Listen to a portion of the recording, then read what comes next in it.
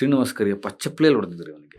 ಇನ್ನೊಬ್ಬ ಸ್ವಾಮೀಜಿ ಹೇಳ್ತಾನೆ, ನಾನು ಸೂರ್ಯನನ್ನ ನಿಲ್ಲಿಸ್ಬಿಡ್ತೀನಿ ಅಂತ. I told the sun, don't come out till I finish Dhwajarohanam. And today 40 minutes sunrise late. ಎಲ್ಲಿದೆ reserve bank of Kailasa? ಎಲ್ಲಿದೆ ಪುನರುಜ್ಜೀವನ ಕೇಂದ್ರಗಳು? ಎಲ್ಲಿದ್ದಾವೆ 75 ದೇಶದ ಶಾಖೆಗಳು? ಎಲ್ಲಿದೆ so-called Kailasa?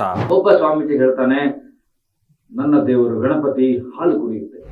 So that me, through this me, talking to me. 25 ದೇಶಗಳ ಜನರನ್ನ ಲೂಟಿ ಮಾಡ್ತಾ ಹೋದ, ವಂಚನೆ ಮಾಡ್ತಾ ಹೋದ, ಅವರನ್ನ ಮರಳು ಮಾಡ್ತಾ ಹೋದ. ಅಲ್ಲೆಲ್ಲ ತನ್ನ ಶಾಖೆಗಳನ್ನ ತೆರೆಯೋದಕ್ಕೆ ಆರಂಭ ಮಾಡಿದ. ನಿತ್ಯಾನಂದ ಒಂದು ಮಾತು ಹೇಳಿದ್ದ, ನನಗೆ 6 ವರ್ಷದ ಮಗುವಿಗಿರುವಷ್ಟೇ ಪುರುಷತ್ವ ಇರೋದು, ನನಗೆ ಶಿಶ್ನವೇ ಇಲ್ಲ.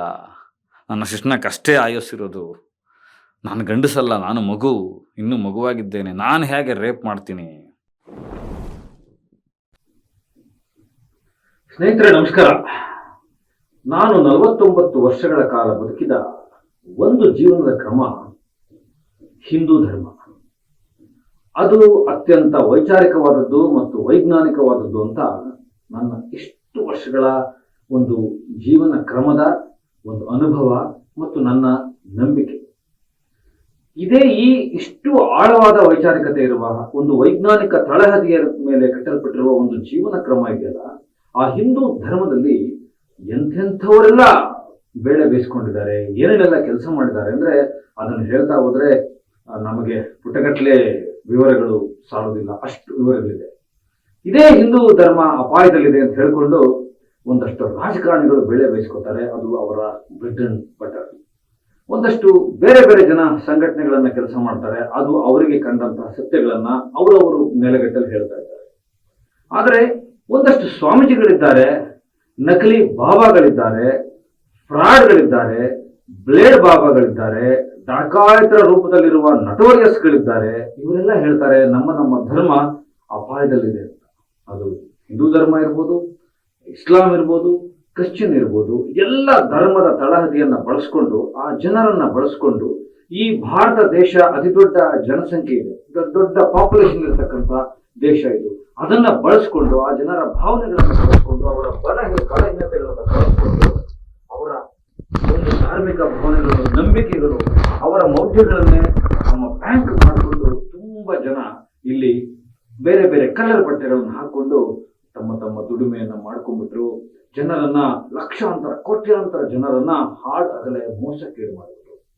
ಒಬ್ಬ ಸ್ವಾಮೀಜಿ ಹೇಳ್ತಾನೆ, ನನ್ನ ದೇವರು ಗಣಪತಿ ಹಾಲು ಕುಡಿಯುತ್ತೆ.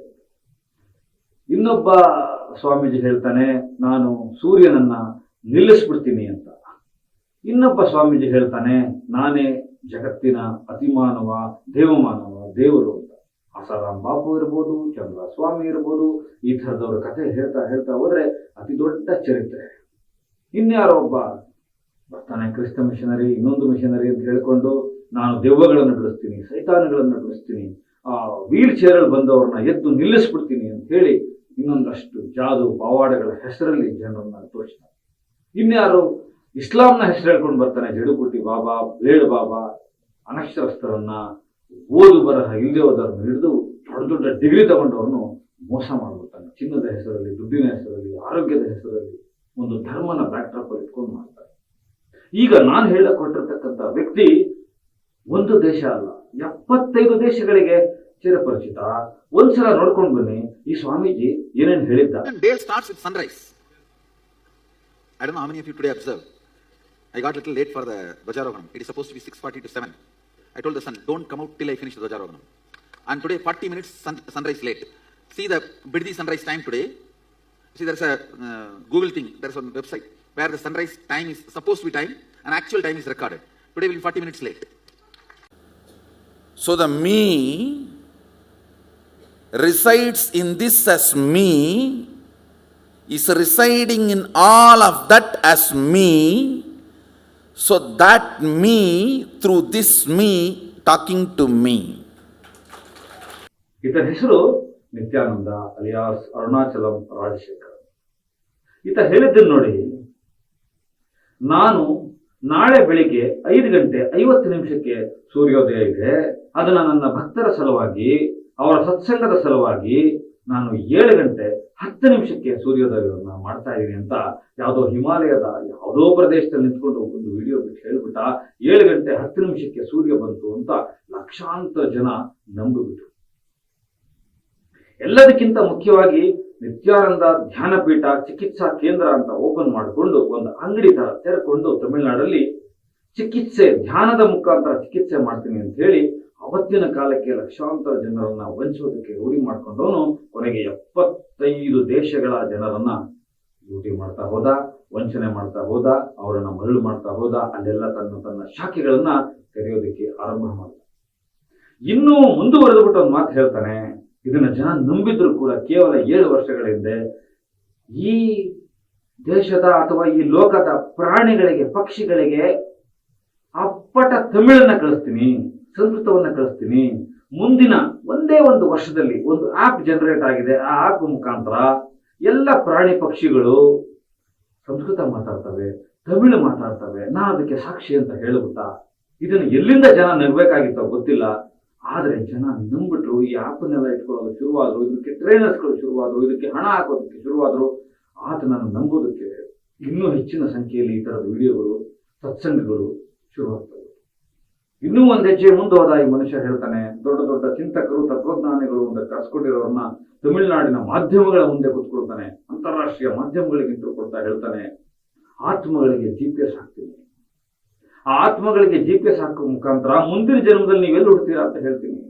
ಈ ಜನ್ಮದಲ್ಲಿ ನೀವು ಅಂಬಾನಿ ತರನೋ, ಅದಾನಿ ತರನೋ, ಇನ್ನೇನೋ ಆಗಿ ದೊಡ್ಡ ದೊಡ್ಡ ದುಡ್ಡುಗಳನ್ನ ದುಡಿದು ಸಾವಿರಾರು ಕೋಟಿ ದುಡ್ಡು ನಿಮ್ಮ ಹತ್ರ ಇದ್ರೆ ಅದನ್ನ ಮುಂದಿನ ಜನ್ಮಕ್ಕೆ ನಿಮ್ಗೆ ಹಣ ಕೊಡೋ ತರ ಮಾಡ್ತೀನಿ. ಈ ಮಧ್ಯದಲ್ಲಿ ನಮ್ಮ ಟ್ರಸ್ಟ್ ಏನಿದೆ, ನಮ್ಮ ಸಂಸ್ಥೆ ಏನಿದೆ, ಅದು ನಿಮ್ಮ ದುಡ್ಡನ್ನು ನಮಗೆ ಕೊಟ್ರೆ ನಾವು ಅದನ್ನ ಇಟ್ಕೊಂಡು 50% ಹಣ, ನೀವು 1,000 ಕೋಟಿ ಕೊಟ್ರೆ ಅಥವಾ 500 ಕೋಟಿ ಕೊಟ್ರೆ ಅದರ 50% ಹಣನ ನಮ್ಮ ಆತ್ಮದ GPS ಏನ್ ಟ್ರ್ಯಾಕ್ ಮಾಡುತ್ತೋ ನೀವು ಮತ್ತೆ ಮರುಜನ್ಮದಲ್ಲಿ ಎಲ್ಲಿ ಹುಟ್ಟಿರ್ತಾರೋ ಅವರಿಗೆ ಕೊಡ್ತೀವಿ. ನಿತ್ಯಾನಂದ ದಿಗ್ಗನೆ ಎದ್ದು ಕುಣಿತಾನೆ ಆ ವಿಡಿಯೋದಲ್ಲಿ. ಹೌದು, ಇದು ಸಾಧ್ಯ ಇದೆ, ಇದು ನಾನು ಮಾಡ್ತಾ ಇದ್ದೀನಿ, ನಾನು ಸಾಕ್ಷಾತ್ಕರಿಸ್ತಾ ಇದ್ದೀನಿ. ಇನ್ನು ಈ ದೇಶ ಬಿಟ್ಟು ಪಲಾಯನವಾದ ಮಾಡ್ತಾನೆ. ಹೇಗೆ ಪಲಾಯನವಾದ ಮಾಡ್ತಾರೆ ಅಂದ್ರೆ ಒಂದು ಸಿನಿಮೆಯ ರೀತಿ ಇದೆ. ಯಾರೋ ಚಾರ್ಲ್ಸ್ ಚೋಪ್ರಾಜ್ ಓಡೋಗಿದ್ದು, ದಾವೂದ್ ಇಬ್ರಾಹಿಂ ಓಡೋಗಿದ್ದು ನಾವು ಬೇರೆ ಬೇರೆ ವೆಬ್ ಸೀರೀಸ್ಗಳಲ್ಲಿ, ಸಿನಿಮಾಗಳಲ್ಲಿ ನೋಡ್ತೀವಿ. ಯಾರೋ ವಿಜಯ್ ಮಲ್ಯ, ಮತ್ತೊಂದಷ್ಟು ಜನ ಈ ದೇಶ ಬಿಟ್ಟು ಓಡೋದ್ರು, ಅದ್ರ ಬಗ್ಗೆ ನಾವು ಚರ್ಚೆ ಮಾಡ್ತೀವಿ. ಆದ್ರೆ ಈ ಮನುಷ್ಯ ನಿತ್ಯಾನಂದ ಹರಿಯಾಣದಿಂದ, ಹಿಮಾಚಲ ಪ್ರದೇಶದಿಂದ ನೇಪಾಳಕ್ಕೆ ಹೋಗಿ ಅಲ್ಲಿಂದ ಅಮೆರಿಕದ ಪಾಲಾಗಿದ್ದು ಮತ್ತು ಅದಕ್ಕೆ ಯಾರೆಲ್ಲ ಸಹಾಯ ಮಾಡಿದ್ರು ಅನ್ನೋದನ್ನ ನಾವು ಮರ್ತ್ಕೊಂಡಿರ್ತೀವಿ. ಅದನ್ನ ನಾನು ನಿಮಗೆ ಮುಂದಿನ ಸೆಗ್ಮೆಂಟ್ ಅಲ್ಲಿ ತುಂಬಾ ವಿವರವಾಗಿ ಹೇಳ್ತೀನಿ. ದೇಶ ಬಿಟ್ಟು ಈಕ್ವೆಡಾರ್ ತಲುಪಿದಂತಹ ಮನುಷ್ಯ, ಅಲ್ಲಿಂದ ಟಿಟನಾಡೋ ಅನ್ನೋ ಒಂದು ಪ್ರದೇಶ ತಲುಪಿಸಿದ ಮನುಷ್ಯ, ಆದ ನಂತರ ಅಮೆರಿಕಾದ ಒಳಗಡೆ ಹೋಗಿ ಹೊಕ್ಕಿ ಕೂತಂತ ಮನುಷ್ಯ ಮಾತಾಡ್ತಾನೆ, ಭಾರತ ದೇಶ ಅಲ್ಲ, ಈ ಜಗತ್ತಿನ ಯಾವ ಕೋರ್ಟು, ಯಾವ ಕಾನೂನು ಕೂಡ ನನ್ನನ್ನು ಕಟ್ಟಿ ಹಾಕಲಾರವು, ನನ್ನನ್ನು ಏನು ಮಾಡೋಕ್ಕಾಗೋದಿಲ್ಲ. Don't worry, myself I am Paramashiva. ಜನ ಅದನ್ನ ನಂಬಿಬಿಟ್ಟಿದ್ದಾರೆ. 3 ವರ್ಷಗಳ ಹಿಂದೆ ಒಂದು ದೊಡ್ಡ ಸುದ್ದಿ ಆಗುತ್ತೆ. ಎಂಥ ಸುದ್ದಿ ಅಂತೀವಿ? ಸಾಕ್ಷಾತ್ ರಾಘವೇಂದ್ರ ಯತಿಗಳ ತರ, ರಾಘವೇಂದ್ರ ಸ್ವಾಮೀಜಿಗಳ ತರ, ಬೇರೆ ಬೇರೆ ನಿರ್ವಿಕಲ್ಪ ಜೀವ ಸಮಾಧಿ ಆದಂತಹ ಸ್ವಾಮೀಜಿಗಳ ತರ ಈ ಭಾರತ ದೇಶದಲ್ಲಿ ಒಂದು ಕಲ್ಚರ್ ಇದೆ, ಒಂದು ಪರಂಪರೆ ಇದೆ, ಅವಧೂತ ಪರಂಪರೆ ಇದೆ. ಅದರಲ್ಲಿ ನಿರ್ವಿಕಲ್ಪ ಸಮಾಧಿ ಅನ್ನೋದು ಅತಿ ದೊಡ್ಡ ವಿಷಯ. ಬದುಕಿದ್ದಾಗಲೇ ತಾನು ದೇಹ ತ್ಯಾಗವನ್ನು ಮಾಡಿ, ತನ್ನ ಆತ್ಮತ್ಯಾಗವನ್ನು ಮಾಡಿ ಹೊರಟು ಬಿಡೋದು, ನಿರಾಕಾರ ಆಗಿಬಿಡೋದು. ಅದು ಈಗ ಪರ್ಮಿಷನ್ ಇಲ್ಲ ನಮ್ಮ ಭಾರತದ ಕಾನೂನಿನ ನೆಲದಲ್ಲಿ, ಪ್ರಜಾಪ್ರಭುತ್ವ ವ್ಯವಸ್ಥೆ. ಇದನ್ನ ಮಾಡ್ಕೊಳ್ತೀನಿ, ನಿರ್ವಿಕಲ್ಪ ಸಮಾಧಿ ಹೊರಟೋಗ್ತೀನಿ, ನಾನು ಅಮೆರಿಕಾದಲ್ಲಿ ಕೂತು ಹೊರಟೋಗ್ತೀನಿ ಅಂತ ಸುದ್ದಿ ಮಾಡ್ತಾನೆ. ಅದನ್ನ ಜನ ನಂಬಿಡ್ತಾರೆ. ನಿರ್ವಿಕಲ್ಪ ಸಮಾಧಿಗೆ ಹೋದಂತ ನಿತ್ಯಾನಂದ ಸ್ವಾಮೀಜಿ ಒಂದು ಹೊಸ ದೇಶವನ್ನು ಮಾಡ್ತಾ ಇದ್ದಾರೆ, ಹೊಸ ಮನ್ವಂತರವನ್ನು ತರ್ತಾ ಇದ್ದಾರೆ, ಹೊಸ ಯುಗವನ್ನು ತರ್ತಾ ಇದ್ದಾರೆ ಅಂತ ಆತನ ಧರ್ಮ ಪ್ರಚಾರಕರು, ಆತನ ಆಶ್ರಮದಲ್ಲಿರ್ತಕ್ಕಂಥವರು, ಆತನ ಪರಿಚಾರಕರು ಸರಿಸುಮಾರು 37 ದೇಶಗಳಲ್ಲಿ ಸುದ್ದಿ ಹಬ್ಬಿಸ್ತಾರೆ. ಒಂದು ನೆಟ್ವರ್ಕಿಂಗ್ ಅನ್ನ ಸ್ಟಾರ್ಟ್ ಮಾಡಿದ್ದಾರೆ. ಅದು ಅತಿ ದೊಡ್ಡ ನೆಟ್ವರ್ಕ್ ಆಗಿ ಶುರುವಾಗಿದೆ. ಇದನ್ನ ನಿತ್ಯಾನಂದ ಡೆತ್ ಆಕ್ಟ್ ಅಂತ ಕರೆದಿದ್ದಾನೆ. ತನ್ನನ್ನು ತಾನು ಸಾವಿಗೀಡು ಮಾಡಿಕೊಂಡಿದ್ದಾನೆ. ನಾವೆಲ್ಲ ಮಾತಾಡ್ತಾ ಇದ್ವಿ ಕೈಲಾಸಕ್ಕೆ ಹೋಗ್ಬಿಟ್ರು ಅಂದ್ರೆ ನಿಮ್ಗೆ ಅರ್ಥ ಆಗುತ್ತೆ ನಮ್ಮ ಆಡು ಭಾಷೆಯಲ್ಲಿ ಕೈಲಾಸಕ್ಕೆ ಹೋಗೋದು ಅಂದ್ರೆ ಏನು ಅಂತ ಅರ್ಥ. ಆದ್ರೆ ಆ ಮನುಷ್ಯ ಕೈಲಾಸನೇ ಮಾಡ್ತೀನಿ ಅಂತ ಹೊರಟ. ಈಕ್ವಿಡಾರ್ನು ತಗೊಂಡಿಲ್ಲ. ನಾನು ನಿಮಗೆ ಹೇಳ್ಬಿಡ್ತೀನಿ ಮುಂದಿನ ಸೆಗ್ಮೆಂಟ್ಗಳಿಗೆ ಹೋಗೋದಕ್ಕಿಂತ ಮುಂಚೆ, ಯಾವ ದ್ವೀಪವನ್ನು ಪರ್ಚೇಸ್ ಮಾಡಲಿಲ್ಲ, ಏನೂ ಮಾಡೋದಕ್ಕೆ ಸಾಧ್ಯ ಇಲ್ಲ, ಯಾವ ಕೈಲಾಸವೂ ನಿರ್ಮಾಣ ಆಗಲಿಲ್ಲ. ಇವೆಲ್ಲ AI ಮತ್ತು ಗ್ರೀನ್ ಮ್ಯಾಟ್ನ ಒಂದು ಶೋ ಬಸ್ಗಳಾಗಿದ್ವು, ಒಂದು ಟೆಕ್ನಿಕಲ್ ವಂಚನೆ ಆಗಿತ್ತು. ಎಲ್ಲದರ ಮುಖಾಂತರ ನಿತ್ಯಾನಂದ ಮಾಡೋದಕ್ಕೆ ಹೊರಟಿರೋದು ಅತಿ ದೊಡ್ಡ ಕ್ರೈಮ್ ಏನು ಅಂತಂದ್ರೆ 10,000 ಕೋಟಿಯ ದುಡ್ಡನ್ನ ಚಂದ ಇರ್ತೀವಿ. ಈಗ ಡಿಜಿಟಲ್ ರೂಪದಲ್ಲಿರುವ, ಎಲ್ಲೂ ಇಲ್ಲ ಈ ಕೈಲಾಸ ಅನ್ನೋದು, ಕೇವಲ ಡಿಜಿಟಲ್ ಒಂದು ಆಪಲ್ ಇದೆ ಮಾತ್ರ. ಈಗಲೂ ಆ ತರ 27 ಟ್ರಸ್ಟ್ಗಳು ವರ್ಕ್ ಮಾಡ್ತಾ ಇದೆ, ಅದಕ್ಕೆ ಕೋಟ್ಯಾಂತರ ಹಣ ಬರ್ತಾ ಇದೆ, 4-5 ಆಪ್ಗಳು ಕೆಲಸ ಮಾಡ್ತಾ ಇದ್ದೇವೆ ಸೀಕ್ರೆಟಿವ್ ಆಗಿ. ಇಷ್ಟೆಲ್ಲ ಕೆಲಸ ಮಾಡ್ತಾ ಇರೋನು ಆತನ ಟಾರ್ಗೆಟ್ 10,000 ಕೋಟಿ ದುಡ್ಡನ್ನ ಎತ್ತು. ಅವನು ಬದುಕಿದಾನ ಅಸಲಿಗೆ? ಅವನು ಜೀವಂತ ಇದ್ದಾನ? ಎಲ್ಲಿದ್ದಾನೆ? ಯಾವ ಪರಿಸ್ಥಿತಿ ಇದ್ದಾನೆ? ಅವನ ಸಕ್ಕರೆ ಕಾಯಿಲೆ ಏನಾಯ್ತು? ಅವನಿಗಿದ್ದ ಬೇರೆ ಬೇರೆ ರೋಗಗಳಿಗೆ ಏನಾಯ್ತು? ಆತ ಜೀವಂತ ಇದ್ದಾನ ಅನ್ನೋದ್ರ ಬಗ್ಗೆ ನಿಮಗೆ ಈ ವಿಡಿಯೋದ ಎಂಡಲ್ಲೇ ಒಂದು ಕ್ಲಾರಿಟಿಯನ್ನ ಕೊಡ್ತೀನಿ.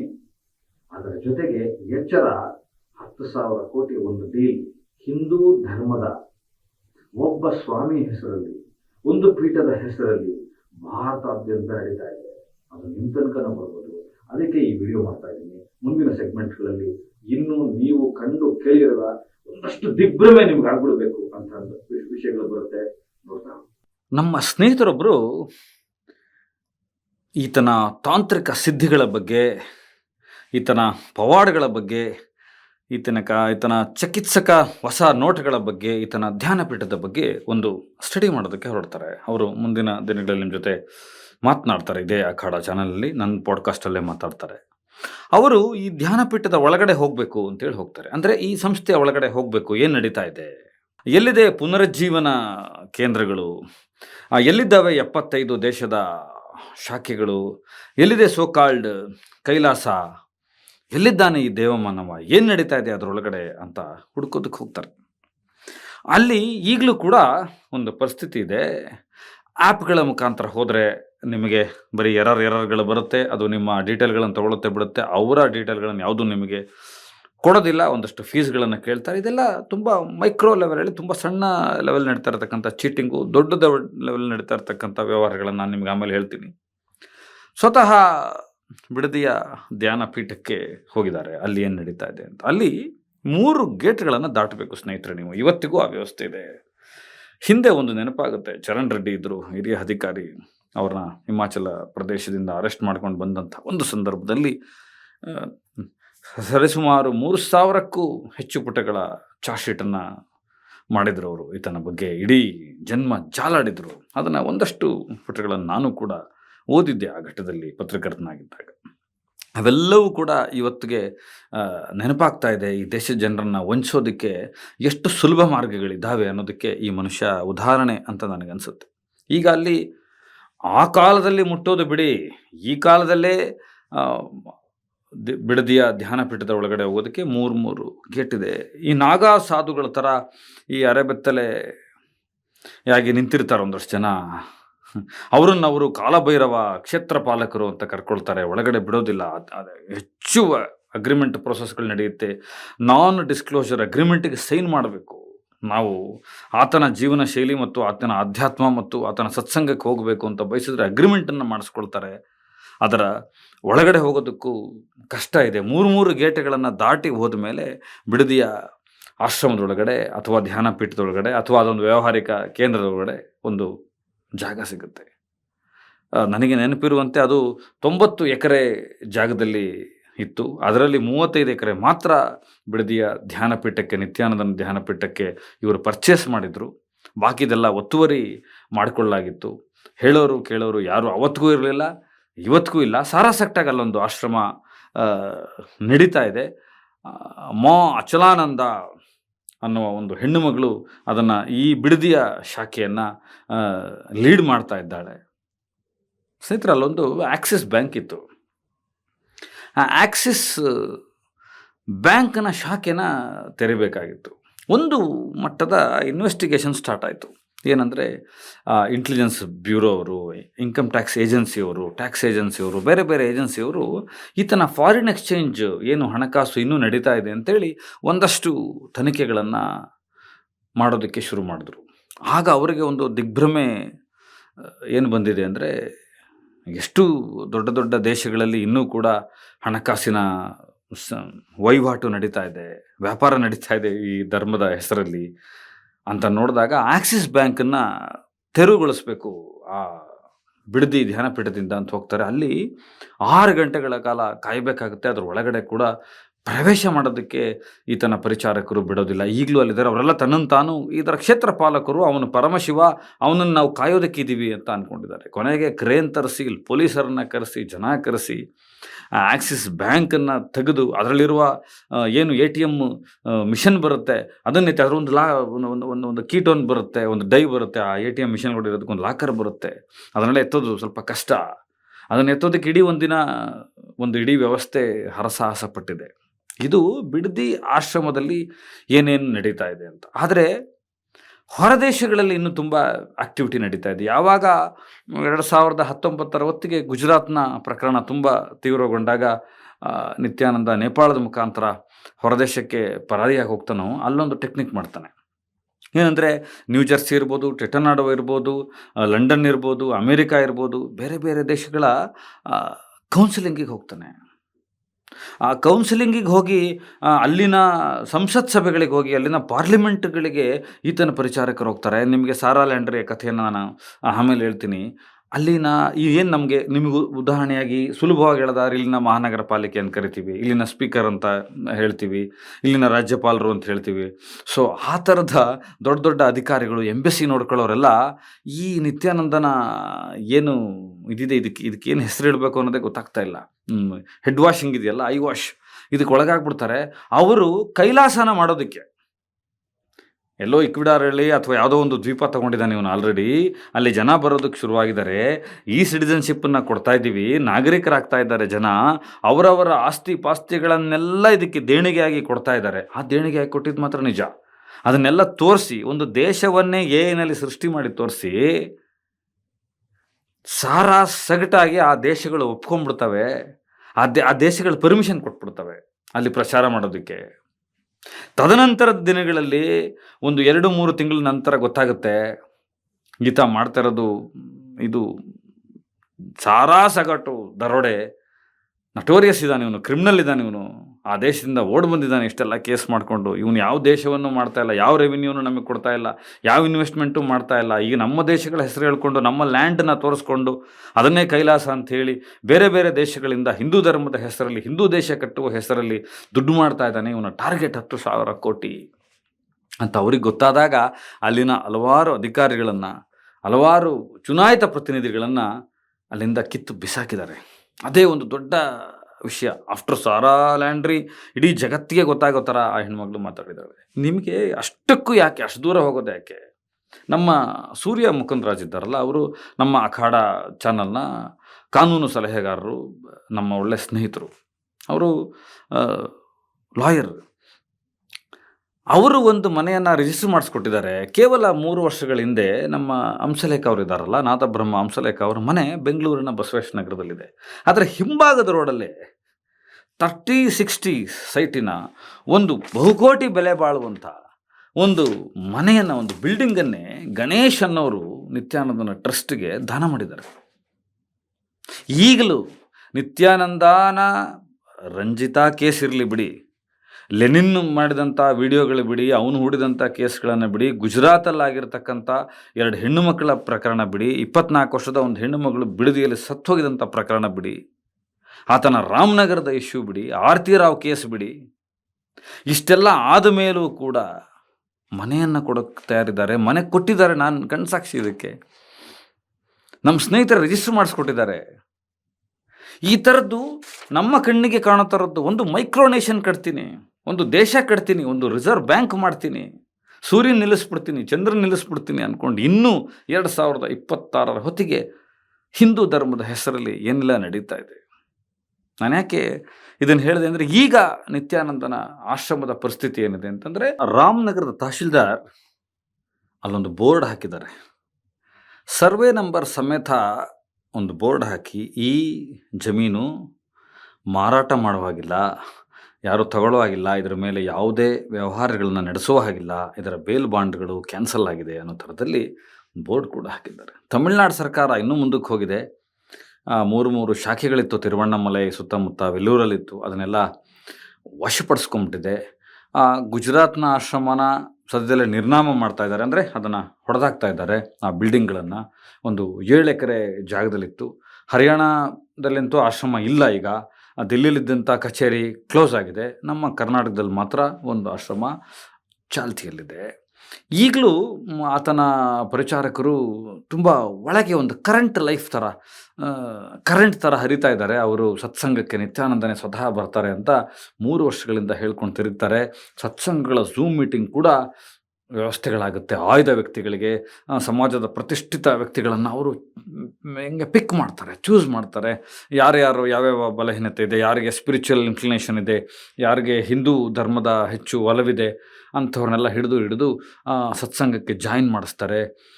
ಎಷ್ಟೋ ಕಡೆ ನನಗೆ ಗೊತ್ತಿರುವಂತೆ ನಿತ್ಯಾನಂದನ ಹಳೆಯ ವಿಡಿಯೋಗಳನ್ನು ಹಾಕಿ ಅದನ್ನು ನಿತ್ಯಾನಂದ ಮಾತಾಡ್ತಾ ಇದ್ದಾರೆ. Paramashiva is speaking with you ಅಂತ ಹೇಳ್ತಾರೆ. ಎಲ್ಲಿದ್ದಾನೆ ಪರಮಶಿವ ಅಂದರೆ ಈಕ್ವಡಾರಲ್ಲಿದ್ದಾನೆ, ಟಿಟನಾಡಲ್ಲಿದ್ದಾನೆ, ಕ್ಯಾಲಿಫೋರ್ನಿಯಾದಲ್ಲಿದ್ದಾನೆ ಅಂತ ಬೇರೆ ಬೇರೆ ದೇಶಗಳಿಂದ ನಿಮಗೆ ಝೂಮ್ ಕಾಲಲ್ಲಿ ಮಾತಾಡ್ತಾ ಇದ್ದಾರೆ. It's very personal. ಈ ದೇಶದ ಕಾನೂನಲ್ಲಿ ಅವರಿಗೆ ಕೇಸ್ಗಳಿರೋದ್ರಿಂದ ಅವರು ನಿಮ್ಮ ಜೊತೆ ಮಾತನಾಡೋಗಿಲ್ಲ, ಹಾಗಾಗಿ ಮಾತಾಡಿಸ್ತಾ ಇದ್ದೀವಿ ಅಂಥೇಳಿ ನಂಬಿಸ್ತವರಿದ್ದಾರೆ, ಮೋಸ ಹೋಗ್ತಾ ಇರೋರಿದ್ದಾರೆ. ಇದ್ರ ಜೊತೆಗೆ Q&A ಸೆಷನ್ಸ್ಗಳು ಬಂದಾಗ, ಅಂದರೆ ಕ್ವಶನ್ ಆ್ಯಂಡ್ ಆನ್ಸರ್ಸ್ ಬರುತ್ತೆ. ನಾನು ನಿತ್ಯಾನಂದ ಸ್ವಾಮೀಜಿಯವರಿಗೆ ಪ್ರಶ್ನೆ ಕೇಳಬೇಕು ಅಂತಂದರೆ ಅದು ಮುಂದಿನ ಸೆಷನ್ನಲ್ಲಿ ನಿಮಗೆ ಹೇಳ್ತಾರೆ, ನಿಮ್ಮ ಪ್ರಶ್ನೆಗಳನ್ನು ಬಹಿರಂಗ ಮಾಡಬೇಡಿ, ಇಟ್ಕೊಳ್ಳಿ, ಇದು ತುಂಬ ಪರ್ಸ್ನಲ್ಲಾಗಿ ನಡೆಯುತ್ತೆ ಅಂತ. ಇದರ ಆಚೆಗೆ ಒಂದು ಇದೆ. ನನಗಾದರೂ ಅನ್ನಿಸ್ತಾ ಇತ್ತು, ಏನು ರಂಜಿತಾ ಅಷ್ಟು ದೊಡ್ಡ ಆ್ಯಕ್ಟ್ರು, ಅವರೆಲ್ಲ ಹೇಗೆ ಇದಕ್ಕೆ ಬಿದ್ದುಬಿಟ್ರು ಅನ್ನೋದಿರಲಿ. ನಮ್ಮ ಕನ್ನಡದವರಾದ ವಿದ್ಯಾವಂತೆ ಹೆಣ್ಣುಮಗಳು ಮಾಳವಿಕಾ ಅವಿನಾಶ್ ಅವರು ಅಷ್ಟು ಸೀನಿಯರು ಹೋಗಿ ಭಕ್ತರಾಗಿದ್ದರು ಇದಕ್ಕೆ. ಅವ್ರದ್ದೆಲ್ಲ ಬಿಡಿ. ನಾನು ಒಬ್ಬ ಅಧಿಕಾರಿನ ಕೇಳಿದೆ, ದೊಡ್ಡ ಮಟ್ಟದ ದೆಹಲಿ ಮಟ್ಟದ ಅಧಿಕಾರಿನ ಕೇಳಿದೆ, ಎಲ್ಲರೂ ಏನ್ರಿ ಆಗಿರೋದು ನಿಮಗೆ? ಕೈಲಾಸ ಮಾಡ್ತಾ ಇದ್ದಾನೆ ಅಂದರೆ ಸುಮ್ಮನೆ ಕೂತಿದ್ದೀರಾ? ಈ ದೇಶದ ಜನರ ದುಡ್ಡು ಕೊಳ್ಳೆ ಹೊಡ್ಕೊಂಡು ಹೋಗ್ತಾ ಇದ್ದಾನೆ, ಜನರ ನಂಬಿಕೆಗಳ ಜೊತೆ ಆಟ ಆಡ್ತಾ ಇದ್ದಾನೆ. ದಾವೂದ್ ಇಬ್ರಾಹಿಂ ದೇಶ ಬಿಟ್ಟೋಗಿ ಏನು ಮಾಡಿದ್ನೋ ಅಷ್ಟೇ ಅಪಾಯಕಾರಿಯಾದ ವಿಚಾರ ಕಂಡ್ರಿ ಇದು. ಧರ್ಮದ ಹೆಸರಲ್ಲಿ ಭಯೋತ್ಪಾದನೆ, ಜನರನ್ನ ಹೆದರಿಸೋದು. ಅದು ಯಾವ ಧರ್ಮದಲ್ಲಿ ಮಾಡಿದ್ರೇನು? ನಮ್ಮ ಧರ್ಮ ನಾವು ಕಾಪಾಡ್ಕೋಬೇಕಲ್ಲ ಅಂತ ಅವ್ರನ್ನ ಮಾತು ಹೇಳ್ತಾರೆ. ಮುಸ್ಲಿಂ ರಾಷ್ಟ್ರಗಳು ಅಷ್ಟೊಂದಿದೆ, ಕ್ರಿಶ್ಚಿಯನ್ ರಾಷ್ಟ್ರಗಳು ಅಷ್ಟೊಂದಿದೆ. ನಿತ್ಯಾನಂದ ಸ್ವಾಮಿ ಇನ್ನೊಂದು ದೇಶ ಮಾಡ್ತಾ ಇದ್ದಾನೆ, ಮಾಡಲಿ ಬಿಡಿ, ಅದು ಹಿಂದೂ ದೇಶ ಮಾಡ್ತಾ ಇದ್ದಾನೆ, ಅದಕ್ಕೆ ನಾವು ಸಹಕಾರ ಕೊಡಬೇಕು. ಅದಕ್ಕೆ ಕೇಂದ್ರ ಸರ್ಕಾರ ಆಗಲಿ ಬೇರೆ ಬೇರೆ ಸರ್ಕಾರಗಳು ಸಾಫ್ಟ್ ಕಾರ್ನರ್ ಆಗಿದ್ದಾವೆ. ಅದಕ್ಕೆ IB ಅಷ್ಟು ವರ್ಕ್ ಮಾಡ್ತಾ ಇಲ್ಲ, ರಾ ಅಷ್ಟು ವರ್ಕ್ ಮಾಡ್ತಾ ಇಲ್ಲ. ಮಾಡಿದ್ರೆ ಅವನ್ನ ಎತ್ಕೊಂಡ್ಬರೋದು ಯಾವ ದೊಡ್ಡ ವಿಚಾರ?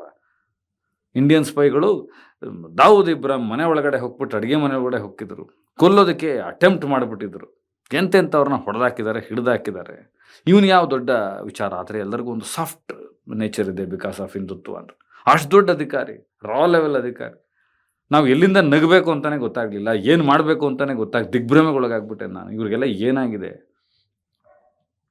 ಈ ದೇಶನ ಕಟ್ಟುವ ರೀತಿನ ಇದು ಅಂತ. ಇದು ಒಂದು ಕಡೆ ಆದರೆ, ಸತ್ಸಂಗದ ಹೆಸರಿನಲ್ಲಿ ನಡೀತಾ ಇರ್ತಕ್ಕಂಥ ಒಂದು ಕಡೆ ಆದರೆ, ಆಸ್ತಿ ಪಾಸ್ತಿಗಳನ್ನು ಬರೆಸ್ಕೊಳ್ಳೋದು ಒಂದು ಕಡೆ ಆದರೆ, ಈಗ ಇನ್ನೊಂದು ನಡೀತಾ ಇದೆ. ಕೈಲಾಸವನ್ನು ಕಟ್ಟಲೇಬೇಕು, ಆ ದೇಶನ ಮಾಡಿಬಿಟ್ಟಿದ್ದೀವಿ ಅಂಥೇಳಿ ಅಮೆಝಾನ್ ಕಾಡುಗಳಿಗೆ ಇವರು ನುಗ್ಗಿದ್ದಾರೆ. ಅಲ್ಲಿ ಬೊಲಿನಿಯಾ ದೇಶಗಳಿಗೆ ಹೋಗಿದ್ದಾರೆ. ಅಲ್ಲಿನ ಬುಡಕಟ್ಟು ಜನಾಂಗದವ್ರನ್ನ ಯಾಮಾರಿಸೋದಕ್ಕೆ ನೋಡಿದ್ದಾರೆ. ಇಲ್ಲಿ ನಿತ್ಯಾನಂದ ಬರ್ತಾರೆ, ಇಷ್ಟು ಲ್ಯಾಂಡ್ ನಾವು ತಗೋತಾ ಇದ್ದೀವಿ, ಎಷ್ಟು 3 ಲಕ್ಷ ಹೆಕ್ಟರ್ ಚಿಲ್ಲರೆ ಲ್ಯಾಂಡು ಇಡೀ ಜಗತ್ತಲ್ಲಿ ತೊಗೊಳ್ತಾ ಇದ್ದೀವಿ, ಅದರಲ್ಲಿ ಇದು ಒಂದು ತುಂಡು ಲ್ಯಾಂಡನ್ನು ತೊಗೊಳ್ತಾ ಇದ್ದೀವಿ. ನೀವು ಇಲ್ಲಿನ ಬುಡಕಟ್ಟು ಏನಿದೆ, ನೀವೆಲ್ಲರೂ ಕೂಡ ನಿತ್ಯಾನಂದನ ಕಾಪಾಡಬೇಕು, ನೀವು ಸರ್ಪಗಾವಲಾಗಿ ನಿಂತ್ಕೋಬೇಕು ಅಂತ.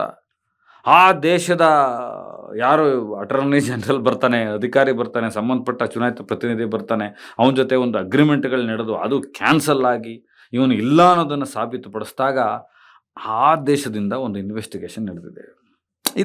ಇದರ ಮೂಲ ಇನ್ವೆಸ್ಟಿಗೇಷನ್ ಕರ್ನಾಟಕದ ಪೊಲೀಸರಷ್ಟೇ ಒಂದು ಮಟ್ಟದ ಸಲ್ಯೂಟ್ ಹೋಗಬೇಕಾಗಿರೋದು ಗುಜರಾತ್ ಪೊಲೀಸರಿಗೆ. ಅವ್ರ ಕಡೆಯಿಂದನೇ ಅವನು ದೇಶ ಬಿಟ್ಟು ಹೋಗಿದ್ದು. ಅದಾದ ನಂತರ ಬೇರೆ ಬೇರೆ ಏಜೆನ್ಸಿಗಳು ನೋಡಿದಾಗ, ಹುಡುಕಿದಾಗ ಒಂದು ಮಾಹಿತಿ ಗೊತ್ತಾಗಿದೆ ವಿಶ್ವ ಮಟ್ಟದಲ್ಲಿ.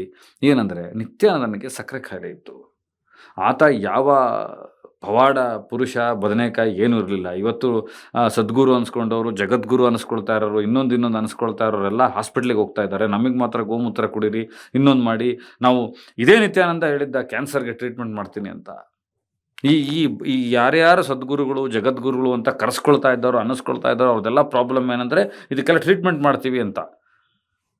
ಮತ್ತಂದರೆ ಮೆಡಿಕಲ್ ರಿಸರ್ಚ್ಗಳು ಯಾಕೆ ಬೇಕು? ಆಯಾ ಸರ್ಕಾರಗಳು ಇವ್ರನ್ನ ಕರ್ಕೊಬಂದ್ಬಿಟ್ಟು ಧಾರಾಳವಾಗಿ ಮಾಡಿಸ್ಬಿಡ್ಬೋದಲ್ಲ ಟ್ರೀಟ್ಮೆಂಟ್ಗಳನ್ನು, ಅಥವಾ ಔಷಧಿಗಳನ್ನು ಕೊಟ್ಬಿಡ್ಬೋದಲ್ಲ. ದೇಶದಿಂದ ದೇಶಗಳಿಗೆ ಅಲ್ದಾಡ್ತಾ ಸರಿಯಾಗಿ ಚಿಕಿತ್ಸೆ ಸಿಗದಲೆ ಈ ಒತ್ತಡಗಳಿಗೆ ಸಿಲುಕಿ ಆಯಾ ದೇಶಗಳಿಗೆ ಹೋದ ಕಡೆ ಎಲ್ಲ ಪಾರ್ಲಿಮೆಂಟು ಅಸೆಂಬ್ಲಿ ಅವ್ರನ್ನೆಲ್ಲ ಮೋಸ ಮಾಡೋದಕ್ಕೆ ನೋಡಿ ಆಯಾ ದೇಶಗಳಿಂದ ಪರಾರಿಯಾಗಿ ಬಲ್ಲ ಮೂಲಗಳು ಹೇಳ್ತಾ ಇದೆ ನಿತ್ಯಾನಂದ ದೈಹಿಕವಾಗಿ ಇಲ್ಲ.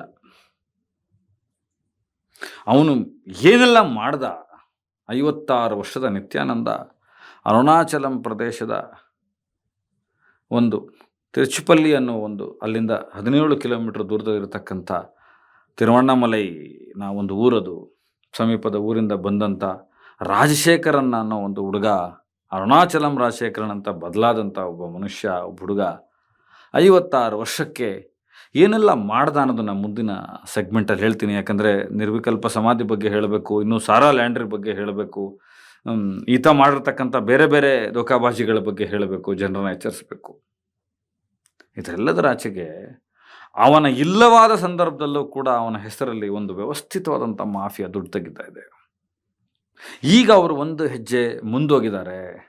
ಏನು ಗೊತ್ತಾ, ತಾಂತ್ರಿಕ ಪವಾಡಗಳನ್ನು, ಸಿದ್ಧಿಗಳನ್ನು ಹೇಳ್ಕೊಡ್ತೀವಿ, ಅತೀಂದ್ರಿಯ ಶಕ್ತಿಗಳನ್ನು ನಿಮಗೆ ಕೊಡ್ತೀವಿ. ಇದು ಈ ಕಾಯಿಲೆಗೆ ನಿತ್ಯಾನಂದ ಒಳಗಾಗಿದ್ದು. ಕೊನೆ ದಿನಗಳಲ್ಲಿ ಕುಂಡಲಿನಿ ನನಗೆ ಒಲಿದಿದೆ ಅಂತ ಹೇಳೋದಕ್ಕೆ ಶುರುವಾದಂಥ ನಿತ್ಯಾನಂದ ಕೊನೆಗೆ ಇಲ್ಲಿ ತನಕ ಬಂದ. ಅದನ್ನೂ ಒಂದು ವಿವರಿಸಿ ಹೇಳ್ತೀನಿ. ನಿತ್ಯಾನಂದ ಧ್ಯಾನದ ವಿಚಾರದಲ್ಲಿ ಏನೆಲ್ಲ ಸಾಧನೆ ಮಾಡೋಕ್ಕೆ ಹೋಗಿದ್ದ, ಅದು ಹೇಗೆ ಏನೇನು ಆಯಿತು, ಅದರ ಹೆಸರಲ್ಲಿ ಏನೇನು ಮಾಡ್ದ, ಕೊನೆಗೆ ಸಿಗಾಕೊಂಡಿದ್ದು ಈ ಮಾನಸಿಕ ಭ್ರಮೆ, ತಾಂತ್ರಿಕ ಸಿದ್ಧಿಗಳು.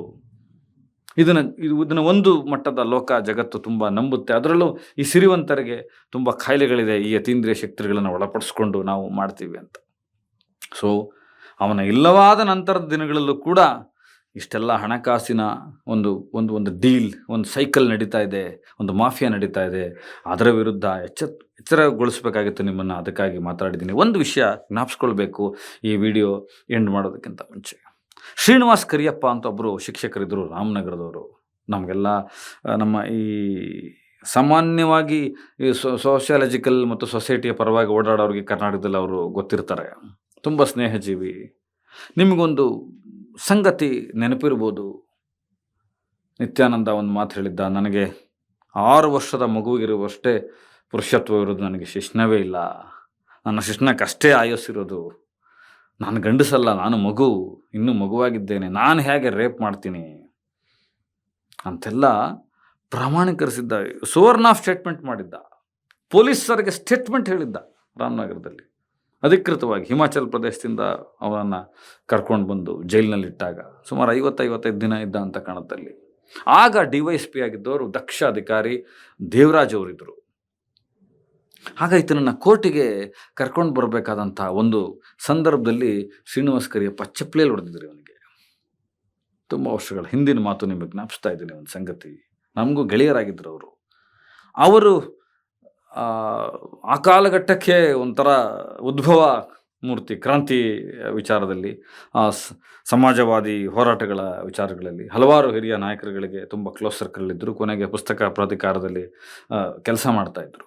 ಅವ್ರು ಆ ಕಾಲಕ್ಕೆ ಚಪ್ಪಲಿಯಲ್ಲಿ ಹೊಡೆದು ಒಂದು ಮಾತು ಹೇಳಿದ್ರು, ಇವನು ನಂಬೇಡಿ, ಇವನು ತುಂಬ ಅಪಾಯ ಆಗ್ತಾನೆ, ಇವನು ದ್ರೋಹಿ, ಇವನು ಹಿಂದೂ ಧರ್ಮಕ್ಕೂ ಅಪಾಯ, ಎಲ್ಲರಿಗೂ ಅಪಾಯ ಅಂತೇಳಿ. ಅವರು ಮೊನ್ನೆ ಕಳೆದ ತಿಂಗಳು ನಮ್ಮನ್ನೆಲ್ಲ ಅಗಲಿ ಹೋದರು ಶ್ರೀನಿವಾಸ್ ಕರಿಯಪ್ಪ. ಈ ಜಗತ್ತಿನ ಈ ನೇಚರ್ನ ಒಂದು ಶಕ್ತಿ ನೋಡಿ. ಶ್ರೀನಿವಾಸ್ ಕರಿಯಪ್ಪ ತೀರಿ ಹೋದರಂತೆ ಗೆಳೆಯ. ಅವ್ರಿಗೆ ತುಂಬ ಅನಾರೋಗ್ಯದ ಸಮಸ್ಯೆಗಳಿದ್ವು, ಅವರ ಆರೋಗ್ಯದ ಕಡೆ ಗಮನ ಕೊಡಲಿಲ್ಲ ಅಂತ ಹುಡುಕ್ತಾ ಹೋಗ್ತಾ ನನಗೆ ಸಿಕ್ಕಿದ್ದು ನಿತ್ಯಾನಂದನ ಹುಡುಕಕ್ಕೆ ಹೊರಟಂಥ ಒಬ್ಬ ಸ್ನೇಹಿತ. ಆತ ತೋರಿಸಿದ ನಾನ್ ಡಿಸ್ಕ್ಲೋಷರ್ ಅಗ್ರಿಮೆಂಟ್ಗಳು ಈ ಕಾಲಘಟ್ಟದಲ್ಲಿ ನಡೀತಾ ಇರೋದು, ಮತ್ತು ಫೀಸ್ಗಳು, ಟ್ರಸ್ಟ್ಗಳು ಪಟ್ಟಿ, ಅದಕ್ಕೆ ಹಣಕಾಸಿನ ವಿವರಗಳು. ಅದು ಹುಡುಕ್ತಾ ಗೊತ್ತಾಗಿದ್ದು ನಿತ್ಯಾನಂದ ಕೂಡ ಇಲ್ಲ. ಆತನ ವಿಡಿಯೋಗಳು, ಆತನ ಹಳೆ ವಿಡಿಯೋಗಳನ್ನ ಇಟ್ಕೊಂಡು ಆಟ ಆಡ್ತಾ ಇದ್ದಾರೆ. ಯಾವ ಸತ್ಸಂಗಕ್ಕೂ ಆತ ಬರ್ತಾ ಇಲ್ಲ, ಯಾರಿಗೂ ಸಿಗ್ತಾ ಇಲ್ಲ, ಆತನ ಜೊತೆ ಯಾರೂ ಇಲ್ಲ ಅನ್ನೋದನ್ನು ಬೇರೆ ನ್ಯೂ ಜೆರ್ಸಿಲಿರ್ತಕ್ಕಂಥ, ಲಂಡನ್ಲಿರ್ತಕ್ಕಂಥ ಆತನ ಜೊತೆ ಇದ್ದಂಥವರೇ ಇವತ್ತು ಪುಷ್ಟೀಕರಿಸ್ತಾ ಇದ್ದಾರೆ. ಆತ ದೈಹಿಕವಾಗಿ ಸಿಗ್ತಾ ಇಲ್ಲ. ಸೊ ಅದನ್ನು ಇನ್ನೊಂದು ಮಾರ್ಗದಲ್ಲಿ ಹೇಳ್ತಾ ಇದ್ದಾರೆ, ನಿರ್ವಿಕಲ್ಪ ಸಮಾಧಿಗೆ ಅವನು ಹೊರಟೋಗ್ಬಿಟ್ಟ ಅಂತ. ಅದು ಇನ್ನೊಂದು ಇಂಟ್ರೆಸ್ಟಿಂಗ್ ಸ್ಟೋರಿ. ಮತ್ತೆ ಮಾತಾಡ್ತೀನಿ. ನಮಸ್ಕಾರ.